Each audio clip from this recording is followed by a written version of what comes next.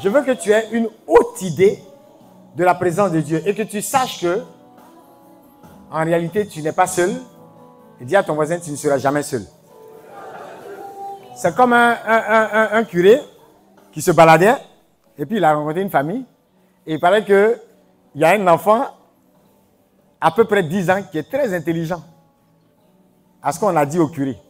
Donc il a demandé à l'enfant, il dit, mais mon garçon, peux-tu me dire où se trouve le bon Dieu? Si tu y arrives, je te donnerai...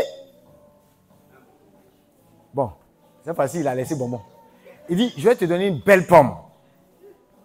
Et vous voyez, beaucoup vont commencer à réfléchir, se gratter la tête. Dieu est dans l'église, dans la chapelle, particulièrement à la basilique Saint-Pierre. Il a en Côte d'Ivoire, on l'a localisé à Notre-Dame de la Paix de Yamoussoukro. Chacun va commencer sa réflexion. Mais la réponse de l'enfant nous montre que parfois aussi, il faut avoir une autre mentalité par rapport à la présence de Dieu. On dit qu'il est omniprésent, mais on ne réalise pas ça. Et à des moments donnés même là, on attribue plus de choses à l'ennemi qu'à Dieu.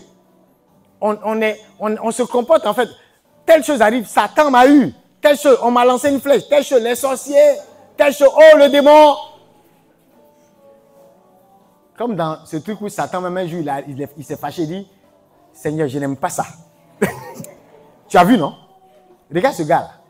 Regarde au moment où il dit, je l'ai attaqué. Toi-même, regarde. Il y a sur la carte, là. Il y a la carte. Tu n'as pas vu qu'il était ici, là? Je ne le connais même pas. C'est-à-dire qu'il y a des gens, même Satan ne le connaît pas. Mais matin, midi, soir, à regarder leur prière de délivrance. Oh, Satan, je te tue. Il ne te connaît pas. Oh, toi, démon, de temps en temps, je t'assassine. Je te purige. Avec le piment de l'onction, il ne te connaît pas. Le purigeoir va quitter où? Pour entrer où? Il n'est même pas en ta présence. C'est quel purigeoir tu vas mettre? Quel piment? Quel piment de l'onction? Satan dit, mais Seigneur, je ne le connais même pas. Je ne sais même pas où il est. Ça fait 3 semaines que je ne suis pas arrivé en Côte d'Ivoire. Ou bien Dieu, est-ce que c'est devenu omniprésent? Ah, dis à ton voisin, réponds maintenant.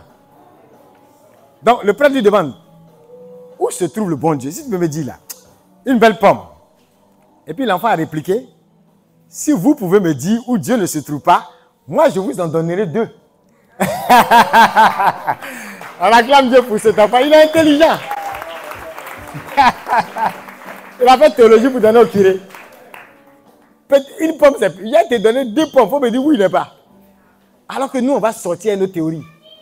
Oh, ce territoire. Vous voyez, c'est comme cet homme de Dieu là. Il a demandé à des vieux d'un village, il a donnez-moi ce territoire. Nous, on cherche terrain pour bâtir église. Aujourd'hui, on dit, avec les problèmes d'ACD, il y en a, ils ont leur formule d'ACD. Tu vois un bois avec un truc qui est attaché à un fil rouge et tout. Si tu es garçon, viens prendre le terrain. Son ACD. Ça basse le terrain. Ah, oui. Actuellement, tu arrives, ça fait les sacrifices de bœufs sur le terrain. Ouais. Comment? Affaire d'ACD. Non, il a dit au vieux, donnez terrain, on veut construire. Le vieux dit non, hein. Ce terrain-là, et c'était un coin réputé. On dit depuis 3 siècles, les gens ne font que des sacrifices. Et c'est des sacrifices humains en plus. Et chaque arbre dans le lieu a aussi une histoire où ils ont sacrifié. Chaque arbre a près de 3 siècles également.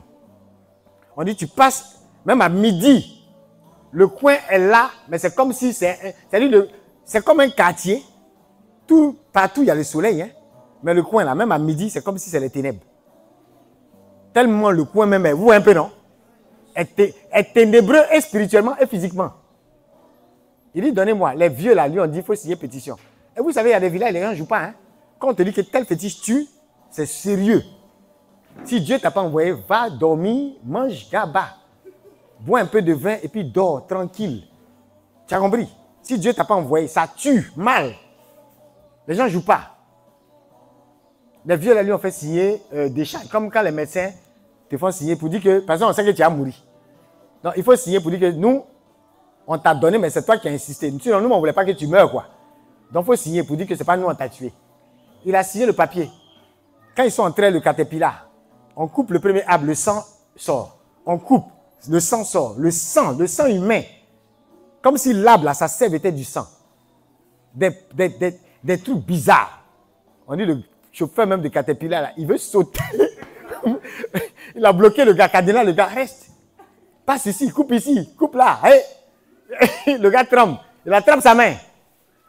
Et c'est devenu l'un des sièges les plus puissants de l'une des églises les plus réputées de la nation. Un siège. Après, maintenant, on dit le gouvernement, ils veulent construire une route vers l'aéroport et ils veulent prendre une partie pour passer. Il dit, sautez.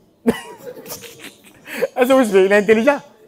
Quand on était en train de lutter avec les démons, là, vous n'êtes pas venu. Maintenant, vous dites que dans le plan directeur, une route doit passer, que la route saute. Dis Amen.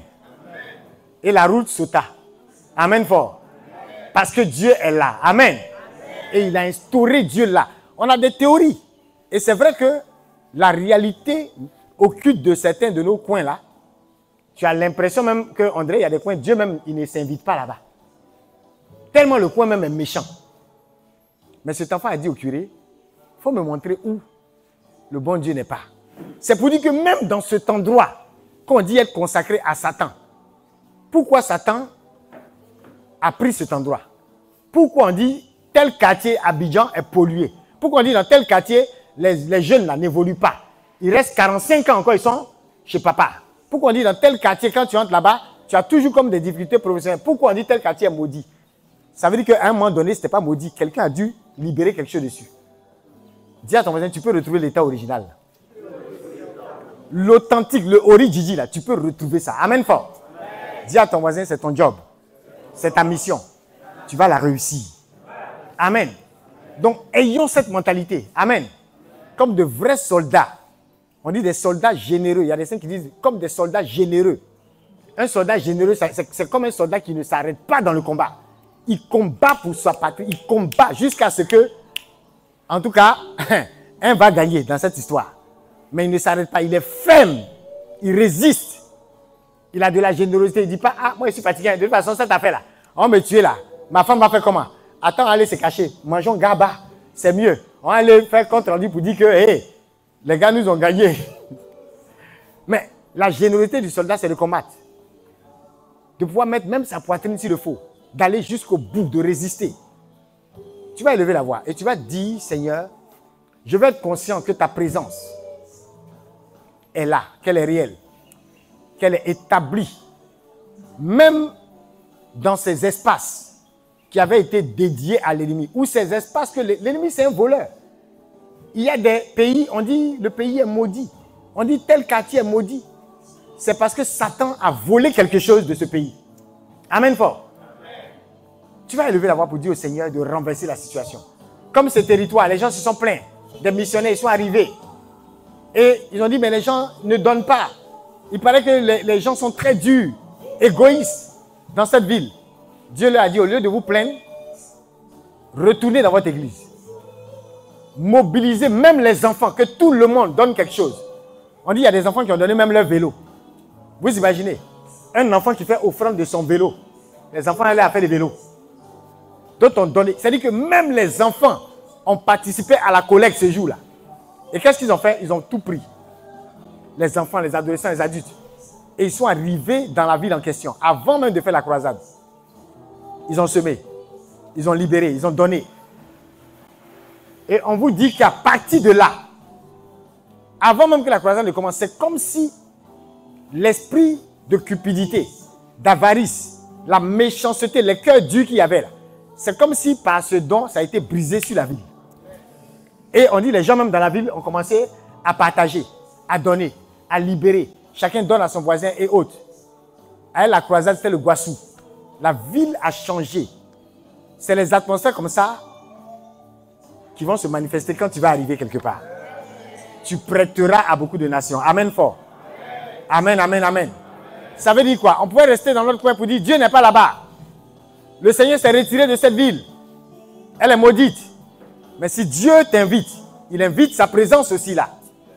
Et sa présence peut renverser une présence qui n'est pas de lui. Et Dieu peut toujours témoigner pour dire, cette ville est à moi.